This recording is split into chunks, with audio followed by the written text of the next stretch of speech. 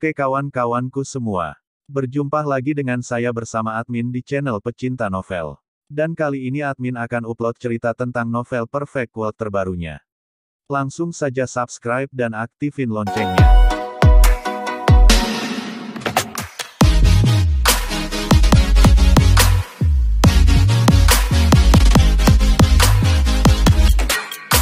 Hao menambahkan ini atas inisiatifnya sendiri. Ini mewakili sikapnya tentang hal ini. Ketika dia melihat ruang terbatas itu, emosinya meningkat. Dia sangat ingin menerobos tempat itu dan bertemu orang tuanya. Pagoda kecil itu bergoyang dengan lembut, dan hamparan cahaya warna-warni tersebar ke bawah, membuka jalan menuju formasi surgawi itu. Itu melepaskan lingkaran cahaya yang membungkus si Hao saat dia memasuki formasi.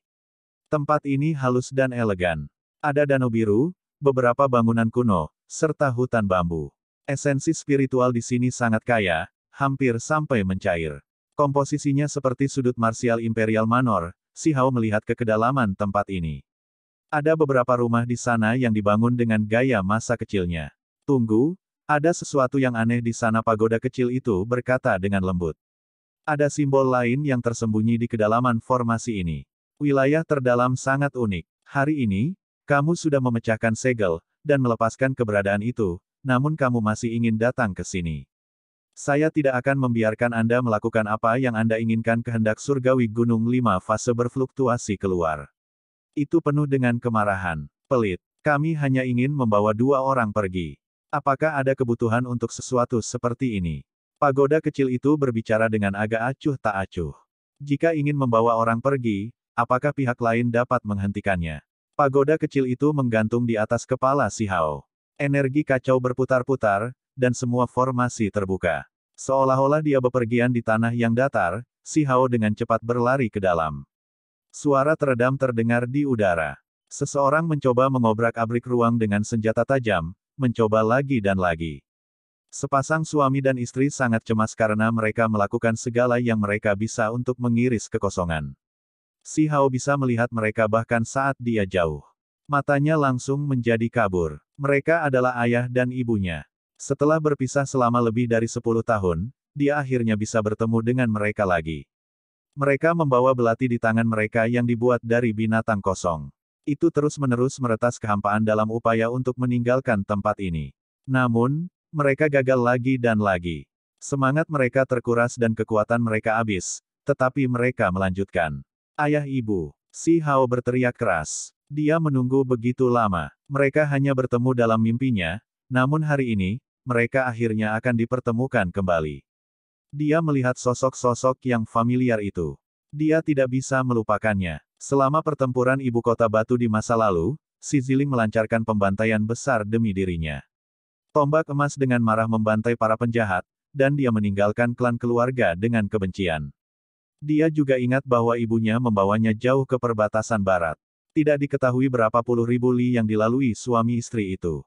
Mereka menderita serangan lagi dan lagi, menerima luka berat. Seolah-olah baru kemarin ketika orang tuanya menggendong dirinya yang kekanak-kanakan, wajah mereka dipenuhi dengan keengganan saat mereka membelai tubuhnya yang lemah. Mereka ingin membantunya melanjutkan hidup. Namun, mereka tidak punya cara untuk melakukannya. Mereka mencari kemana-mana dan akhirnya menemukan tanah leluhur Stone Clan. Mereka ingin menyelamatkannya, tetapi mereka dibiarkan dengan keputusasaan yang tak tertandingi.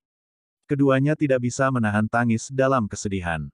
Pada akhirnya, mereka tidak punya pilihan selain menuju ke Archaic Divine Mountains yang agung. Meskipun mereka menempatkan diri mereka dalam bahaya besar dan bisa mati kapan saja, keduanya tidak berbalik dan pergi untuk meminta obat. Namun, bahkan itu tidak berguna. Dipenuhi dengan keputusasaan, mereka memasuki wilayah misterius itu. Ketika suami dan istri melihatnya, suara mereka mulai bergetar. Mereka merasa seperti sedang bermimpi.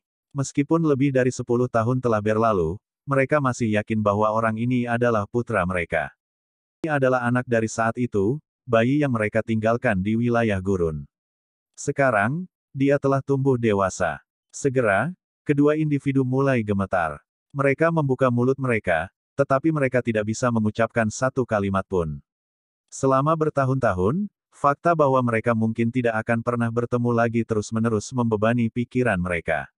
Ini adalah jenis penderitaan yang luar biasa. Suami dan istri berteriak keras dan bergegas ke depan. Ini adalah anak mereka. Dia baru saja mengarahkan pedangnya ke dewa dan memandang rendah klan Qin. Dia melepaskan pembantaian ke segala arah, semua demi bertemu dengan mereka. Anak yang telah menderita kemalangan besar telah tumbuh begitu besar sekarang. Dia sekarang adalah pemuda yang brilian yang bisa mengabaikan semua teman sebayanya. Ini membuat mereka benar-benar kewalahan dengan emosi. Meskipun mereka memiliki senyum di wajah mereka, air mata terus mengalir di pipi mereka. Bertahun-tahun telah berlalu, dan semua jenis peristiwa yang banyak dan rumit telah terjadi. Sulit bagi mereka untuk meninggalkan lembah, tetapi hari ini, mereka bertemu lagi, dan mereka akhirnya terhibur. Namun, jauh di lubuk hati, rasa bersalah, penyesalan, rasa malu, dan emosi serupa lainnya pecah. Pada saat ini, hati mereka bergetar. Mereka penuh dengan emosi, dan air mata terus jatuh. Mereka meneriakkan nama itu. Kegembiraan, rasa bersalah, dan semua jenis emosi rumit memenuhi pikiran mereka. Kedua individu itu hampir tersandung ketika mereka dengan cepat bergegas. Ayah, ibu air mata jatuh dari mata si Hao. Selama tahun-tahun ini, dia muncul dari gurun besar sendirian.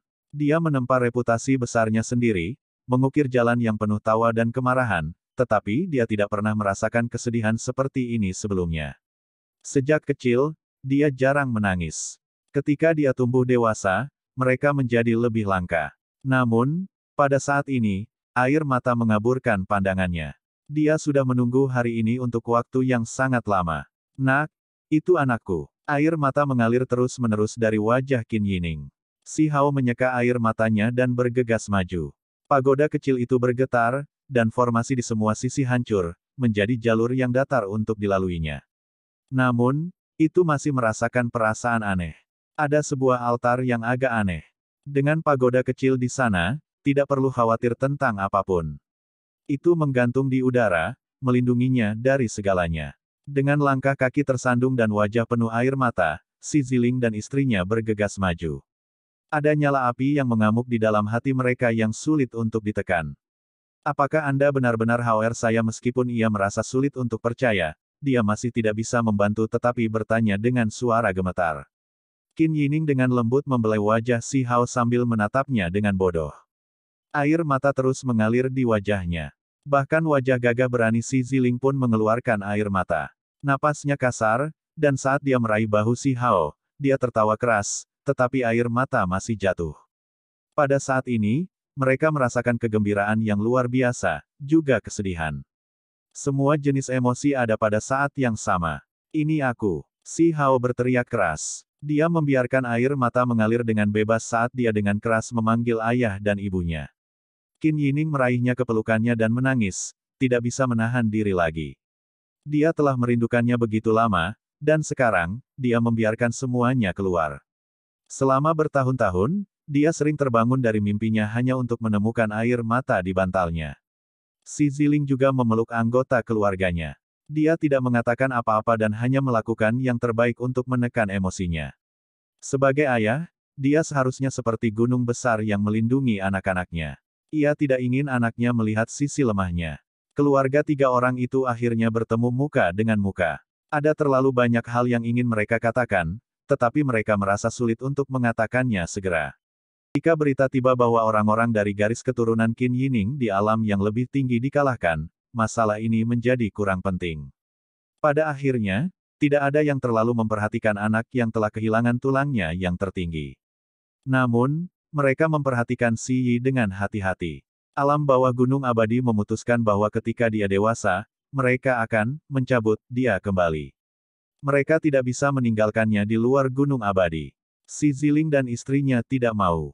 Dia memohon dengan getir untuk kembali ke desa batu untuk memberikan obat suci agar dia bisa merawat anaknya yang menyedihkan. Anakku, ibumu telah mengecewakanmu. Hanya setelah mengancam dengan kematian, kami membuat anggota klan setuju untuk membawa kami ke desa batu untuk menemukanmu. Qin Yining diam-diam meneteskan air mata. Mereka memikirkan banyak hal dari masa lalu, mengisinya dengan penyesalan dan kesengsaraan. Ketika dia dan si Ziling kembali ke desa batu, mereka benar-benar hancur.